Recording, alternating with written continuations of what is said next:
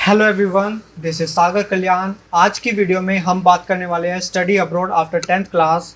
बहुत ज़्यादा स्टूडेंट्स जो पूछना चाहते थे कि क्या हम 10th क्लास के बाद बाहर जा सकते हैं, तो अगर हम जा सकते हैं तो हमें कौन से एग्ज़ाम्स हमको अप्लाई करने पड़ेंगे और क्या स्कॉलरशिप एग्ज़ाम क्राइटेरिया है जिसकी मदद से हम बाहर के लिए अप्लाई कर सकते हैं और साथ के साथ हम एलिजिबल हो सकते हैं बाहर जाने के लिए। और सबसे मेन जो कह सकते हैं कि एक क्राइटेरिया जो बनाया गया है, एक रूल एंड रेगुलेशन के तहत अगर हम जाना चाहते हैं बाहर, तो उसके मुताबिक हमें क्या 18 ईयर्स ऑफ एज से अबव होना पड़ेगा या फिर उसके नीचे भी जा सकते हैं स्टूडेंट्स। तो इस पर बहुत ज़्यादा क्वेरीज जो आई है मेरी वीडियोस पर, पिछले कुछ वीडियोस पर, तो मैं इस वीडियो के अंदर आप सभी के साथ अपना शेयर करना चाहता हूँ एक्सपीरियंस, और साथ के साथ कुछ रिसर्च वर्क मैंने किया है जिस पर हम बात करने वाले हैं। तो शुरू करते हैं एग्ज़ाम के साथ। आपको कौन कौन से एग्ज़ाम देने पड़ेंगे टू स्टडी अब्रॉड, तो इस पर बात करने वाले हैं। सबसे पहला क्राइटेरिया जो बहुत इंपॉर्टेंट है और जो बहुत नेसेसरी है, आपको ज़रूर करना पड़ेगा, ये बहुत इम्पोर्टेंट एस्पेक्ट है स्टडी अब्रॉड क्राइटेरिया को एलिजिबल करने का। तो सबसे मेन है एग्ज़ाम टू स्टडी अब्रॉड। कौन कौन से एग्ज़ाम आपको देने पड़ सकते हैं? IELTS exam, TOEFL exam, TOEFL इसकी स्पेलिंग है TOEFL, TOEFL exam, PTE exam. ये 3 तरह की एग्ज़ामिनेशन है जहाँ पर हमारा इंग्लिश प्रोफिशेंसी चेक होगा कि हमें कितना इंग्लिश स्टैंडर्डाइज्ड तरीके से आता है, चाहे वो बोलना हो, चाहे वो लिसनिंग हो, चाहे वो रीडिंग हो, चाहे वो राइटिंग हो। ये 4 मॉड्यूल्स हैं इम्पोर्टेंट जो आपको आने चाहिए, और इसके अंदर आपको मिनिमम से मिनिमम 5.5 बैंड आने चाहिए हर एक मॉड्यूल के अंदर। तो ये बहुत बेसिक क्राइटेरिया है और एक एलिजिबल क्राइटेरिया है उन बच्चों के लिए जो बाहर पढ़ना चाहते हैं, आगे निकलना चाहते हैं, दूसरे देशों में जाना चाहते हैं, चाहे वो यूके हो, ऑस्ट्रेलिया हो, यूएस हो, कोई भी कंट्री हो, कनाडा हो। आपके लिए ये ज़रूरी हो जाता है कि आईएल्ट्स एग्ज़ाम या फिर टोफल एग्ज़ाम या फिर पीटीई एग्ज़ाम ये देना होगा। अब इसमें ये समझना पड़ेगा कि आईएल्ट्स एग्ज़ाम में सबसे ज़्यादा एक्सेप्टेंस कौन कौन से देशों में होती है, ये आपको सर्च करना पड़ेगा थोड़ा सा। जैसे कि यूके के अंदर, ऑस्ट्रेलिया के अंदर और न्यूजीलैंड के अंदर आईएल्ट्स एग्ज़ाम बहुत ज़्यादा मान्य रखता है। ज़्यादातर यूनिवर्सिटी एक्सेप्ट करती है इस एग्ज़ामिनेशन को। और जैसे कि टोफल एग्ज़ाम के अंदर हो गए, इसके अंदर US and Canada are the most preferred universities who are accepting this examination, TOEFL exam. तो इस तरह से आपको रिसर्च करना पड़ेगा थोड़ा सा, आपको डिटेल वाइज जो भी एग्ज़ाम देना है वो आपको बेटर तरीके से आपको समझना पड़ेगा कि कौन सा आपके लिए बेटर है। अगर आप बहुत अच्छे हो तो मैं रिकमेंड करूंगा कि आप टोफल एग्ज़ाम दो, क्योंकि ये थोड़ा सा हाई लेवल पर हो जाता है। जो टॉप मोस्ट यूनिवर्सिटीज़ है वो एक्सेप्ट करती है टोफल एग्ज़ाम, तो ये बेटर चॉइस है कि आप टोफल एग्ज़ाम दो। Otherwise IELTS exam is the best for all the students. चाहे आप कैसे भी स्टूडेंट हो, चाहे आप अच्छे स्टूडेंट हो, चाहे आप एवरेज स्टूडेंट हो, चाहे आप थोड़ा बहुत भी जानते हो, अगर आपने ये एग्ज़ाम पास कर लिया तो आप एलिजिबल हो जाते हो बाहर जाने के लिए।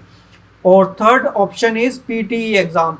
मैं ये तो नहीं कहूँगा कि ज़्यादातर यूनिवर्सिटी ये एक्सेप्ट करती है, लेकिन कुछ यूनिवर्सिटीज़ का क्राइटेरिया ऐसा है कि वो यूनिवर्सिटीज़ एस्पेशली डिप्लोमास, जो डिप्लोमास प्रोवाइड करती है, वो यूनिवर्सिटीज़ एक्सेप्ट कर लेती है कि पीटी एग्ज़ाम भी होना चाहिए, क्योंकि कुछ बच्चे थोड़ा सा होशियार नहीं हो पाते या फिर इतना ज़्यादा अपने आप को इंडल्ज नहीं कर पाते उस पर्टिकुलर लैंग्वेज में। But there is a way out. उन्होंने, यूनिवर्सिटीज़ ने वे आउट निकाला है कि एक सिंपल एग्जामिनेशन भी हो सकता है इंग्लिश लैंग्वेज को टेस्ट करने के लिए कि आपकी इंग्लिश किस तरह अच्छी है।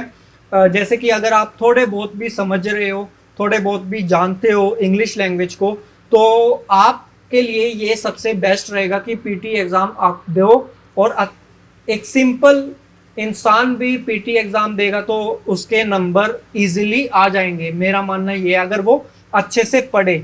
और अच्छे से तैयारी करें। और इसकी वैलिडिटी, इन सब की वैलिडिटी एग्ज़ाम्स की 2 साल की है, चाहे वो आईएलटीएस एग्ज़ाम हो, चाहे वो टोफल एग्ज़ाम हो, चाहे वो पीटी एग्ज़ाम हो। मान लो कि आपने एक टेस्ट एग्ज़ाम दिया आपने आज की तारीख में, तो आपका जब रिजल्ट आता है उस तारीख के बाद आपके पास 2 साल बचते हैं, आप कहीं पर भी अप्लाई कर सकते हो बाहर जाने के लिए। अगर आपने अप्लाई नहीं किया विद इन 2 ईयर्स तो आपकी वैलिडिटी खत्म हो जाएगी, आप दोबारा से एग्जाम देना पड़ेगा आपको। तो ये बहुत ज़रूरी हो जाता है हमें समझना कि आपको एग्जामिनेशन में ये बहुत इम्पोर्टेंट एस्पेक्ट है कि आपको ये तीनों में से एक एग्ज़ाम ज़रूर देना होगा। इसीलिए मैं कह रहा हूँ कि आप सभी प्रिपेयर करो। आफ्टर 10th आप इन एग्ज़ाम्स के लिए स्टार्ट प्रिपेयरिंग फॉर इट। और मैं रिकमेंड करूँगा कि आपको 10th के बाद जाना नहीं चाहिए, क्योंकि आप एक बार अच्छे से प्रिपेयर करना शुरू कर दोगे आफ्टर 10th क्लास और आप एग्जामिनेशन दे सकते हो। 10th क्लास के बाद आप इन सभी का एग्जामिनेशन दे सकते हो। फिर उसके बाद आपका रिजल्ट आएगा, उसके बेसिस पर आपकी एलिजिबिलिटी क्राइटेरिया सेट होगा कि आपको कौन सी यूनिवर्सिटी मिलेगी। साथ के साथ आपको हायर एजुकेशन करना पड़ेगा। देखो, हमको ये समझना पड़ेगा कि हमारे पास इतना टाइम नहीं है कि इमीडिएटली आफ्टर 10th क्लास हमें कहीं और दूसरे स्कूल में एडमिशन मिल पाए, क्योंकि कुछ बच्चे ऐसा सोचते हैं कि आफ्टर 10th वो दूसरे स्कूल में भी अप्लाई कर सकते हैं। लेकिन सिर्फ 1-2 कंट्री ऐसी है, 2-3 कंट्रीज ऐसी है जहाँ पर एक्सेप्टेंस है स्कूल के अंदर भी, लेकिन वो हमें सर्च करने के बाद मिल पाएगा। जैसे कि मैंने एक फाइंड आउट किया है, अगर आप ये सर्च करो study abroad after 10th class scholarship test, तो इसके अंदर आपको ये लिंक मिल जाता है इस वेबसाइट का, इंडिया ई इन्फो के नाम से वेबसाइट है। तो gate scholarship for studying abroad after 10th board, तो यहाँ पर क्राइटेरिया दिया हुआ है। एक सिंगापुर का स्कूल है, global Indian international school Singapore. Google पर तो ये वेबसाइट निकल कर आएगी, ये ऑफिशियल वेबसाइट है उन सभी स्कूल्स की जहाँ पर एक्सेप्ट कर रहे हैं आपको। सिंगापुर में है, स्पेशली सिंगापुर में आपको एडमिशन मिल सकता है अगर आप इन एलिजिबिलिटी का क्राइटेरिया को फॉलो करो। जैसे कि student should be Indian only, candidate should be given 10th board exam, candidate should have a valid passport for 3 years। तो ये बहुत जरूरी क्राइटेरिया हो जाते हैं आपको एलिजिबल होने के लिए। Candidate should have studied in CBSE board and international baccalaureate. कहने का मतलब ये है कि या तो आप सीबीएसई बोर्ड से पास आउट हो या फिर आईबी से पास आउट हो। अगर आप इन दोनों में से पास आउट होंगे तभी आपको इस स्कूल के अंदर एडमिशन मिल पाएगा। और साथ के साथ बहुत इंपॉर्टेंट, 85% मार्क्स से ऊपर होने चाहिए आपके 8th में, 9th में, और साथ के साथ प्री बोर्ड्स एग्जामिनेशन में और 10th बोर्ड्स में। तो ये बहुत इंपॉर्टेंट क्राइटेरिया इन्होंने निकाला है। उसके बाद जाकर आपको एडमिशन मिल पाएगा सिंगापुर के स्कूल में। और ये चीज़ ऐसी है जो आपको रिसर्च करने पर ही मिल सकती है। और ये स्कूल की जो वेबसाइट है यहाँ पर आपको सर्च करना पड़ेगा थोड़ा एडमिशन में। जो ये इन्होंने दिया है, ये स्कॉलरशिप प्रोग्राम है, स्कॉलरशिप ऑफ $66,000 ट्यूशन फीस। ये इतना ज़्यादा अमाउंट आपको आपको पढ़ाना चाहते हैं, राइट?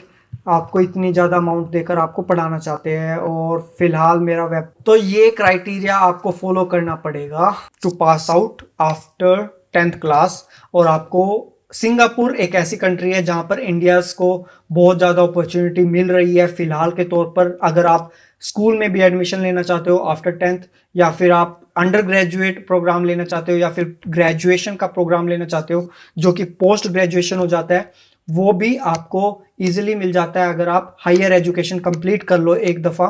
तो ये क्राइटेरिया बहुत बेसिक है। आईएलटीएस एग्ज़ाम बहुत एवरेज है, आप सभी को आईएलटीएस एग्ज़ाम एक बार ज़रूर देना चाहिए अगर आपने नहीं दिया तो, क्योंकि आपको एज अ बेसिक आपको लेवल पता चलेगा कि आपका लेवल इंग्लिश प्रोफिशिएंसी लैंग्वेज में आपका लेवल कितना है और आप कितना आगे बढ़ सकते हो as a communicator also, as a professionally. अगर आप करियर भी बनाना चाहते हो तो मैं रिकमेंड करूंगा एक बार ज़रूर आप लैंग्वेज को, इस टेस्ट को अप्लाई करें और देखें अपने आप को कि आप कितना इम्प्रूव कर सकते हो। बहुत सारी कुछ ऐसी चीज़ें हैं जो आपको पढ़नी चाहिए गूगल पर सब कुछ मिला है। रिसर्च थोड़ा सा टाइम लगेगा, बैठना पड़ेगा। हम में से बहुत सारे लोग ऐसे होते हैं कि जो वीडियोस देखना चाहते हैं, इंटरेस्टेड है कि इंफॉर्मेशन वहाँ से ज़्यादा मिल पाएगी, लेकिन ऐसा नहीं है। आर्टिकल्स से ज़्यादा इंफॉर्मेशन मिलती है क्योंकि वहाँ पर ऑफिशियल वेबसाइट का लिंक दिया होता है, वहाँ पर हर एक चीज़ अपडेटेड होता है। और जो एक बार वीडियो बन जाती है वो अपडेट तो नहीं कर सकते ना, तो वही कारण हो जाता है कि हम कहीं ना कहीं लैग कर जाते हैं। इंफॉर्मेशन जो नई आई है और जो पुरानी इंफॉर्मेशन है उसका गैप बन जाता है वीडियो के अंदर, और आर्टिकल्स में अपडेट होते रहते हैं ये आर्टिकल्स। तो जैसे कि हमें पता लग जाता है ये आर्टिकल मार्च 8 2020 का है, तो हमें क्या करना होता है कि ग्लोबल इंडियन इंटरनेशनल स्कूल पर जाकर सर्च करना पड़ेगा और वहां पर ये लिंक खुलेगा जो कि आपको बताएगा कि लेटेस्ट अपडेट क्या है स्कॉलरशिप में, अगर आप एडमिशन लेना चाहते हो, इंटरेस्टेड हो इस बारे में। तो ये एक बेसिक क्राइटेरिया जो मैंने बताया है आप सभी को। कि एक और वेबसाइट से मुझे ये इंफॉर्मेशन मिली है, study in the UK after 10th और 11th फॉर इंडियन स्टूडेंट्स। तो यहाँ पर जो क्राइटेरिया दिया हुआ है वो बिल्कुल बेसिक है कि आपको आईएलटीएस एग्ज़ाम या फिर टोफल एग्ज़ाम जो भी आपको देना है वो देना होगा, और साथ के साथ आपकी क्वालिफिकेशन जो है हायर एजुकेशन में वो 65% और अबव होनी चाहिए, तभी जाकर आप एलिजिबल होते हो बाहर जाने के लिए, बाहर की यूनिवर्सिटी में अप्लाई करने के लिए। और कुछ यूनिवर्सिटीज़ के नाम दिए गए हैं, Birmingham City University, University of Hertfordshire, ऐसी ऐसी यूनिवर्सिटीज़ दी गई हैं। उनकी रैंकिंग्स दी गई है वर्ल्ड वाइड, किस तरह से इनकी रैंकिंग बढ़ती है कम होती है ये मैं इतनी अच्छी तरह से नहीं जानता, लेकिन जो रैंकिंग बेसिस है वो इनके लेवल पर है, एजुकेशन लेवल पर डिसाइड होता है कि वो कितना अच्छा इंफ्रास्ट्रक्चर दे रहे हैं या फिर कितना अच्छा प्रोवाइड कर रहे हैं आपको एजुकेशन, राइट। तो आप अप्लाई कर सकते हो, सर्च कर सकते हो इन यूनिवर्सिटी में जाकर। जैसे कि एक यूनिवर्सिटी बर्मिंघम सिटी यूनिवर्सिटी, यहाँ पर अगर आप इंटरनेशनल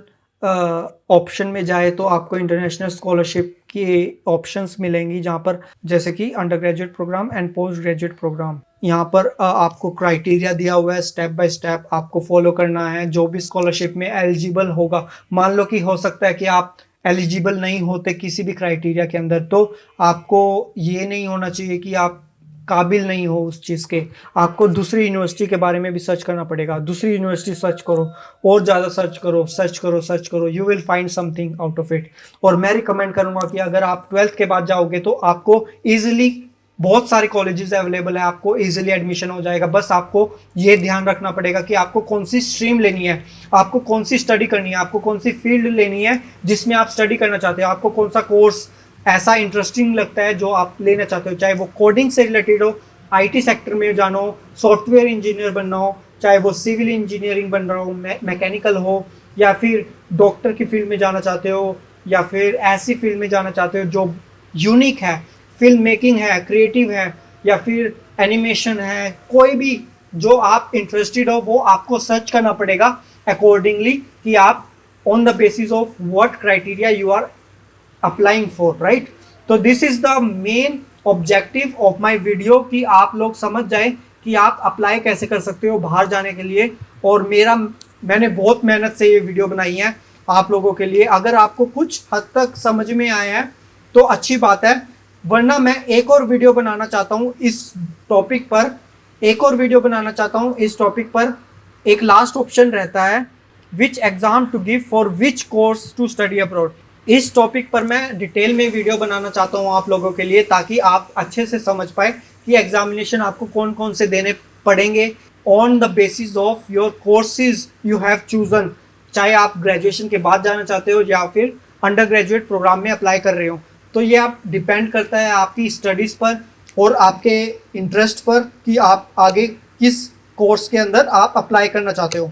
बस इतना ही था इस वीडियो के अंदर। अगर आपको अच्छी लगी हो वीडियो, वैल्यूएबल लगा हो, तो लाइक और सब्सक्राइब जरूर कर देना मेरा YouTube channel. Thanks for watching this video, I hope you like this.